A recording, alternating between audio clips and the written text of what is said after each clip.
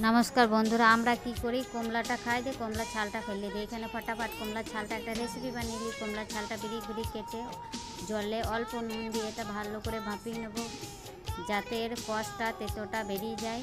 ভালো করে দেখো সেদ্ধ হচ্ছে বা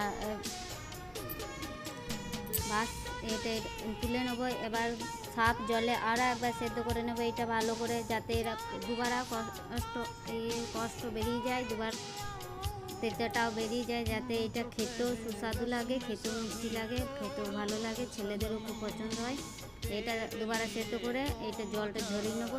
ভালো করে জলটা ঝরবে ততক্ষণ আমি চিনিটা গলিয়ে নিই। এখানে চিনিটা জল দেবো না, শুধু কড়াইয়ে গরম করে চিনিটাই গলাবো। চিনিটা গলিয়ে দেখো কালারটা কত সুন্দর এসছে। এমন করেই চিনিটাই গলাইতে হবে।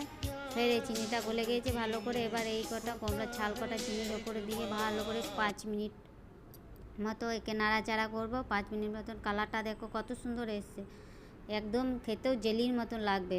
ছেলেগুলা একবার বাড়িতে জরুর ট্রাই করে দেখবে, ছেলেদিনকে কত ভালো লাগবে। অল্প চিনি খানি গুঁড়ো করে নেব।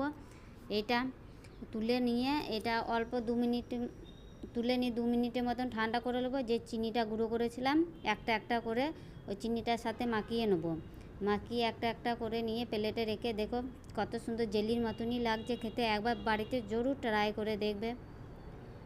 এটা ভালো লাগে তো জরুর লাইক শেয়ার সাবস্ক্রাইব জরুর करना है। এবার চলো এটা আমি আমার বেটাকে খাইয়ে দেখি কেমন লাগছে, কেমন হয়েছে।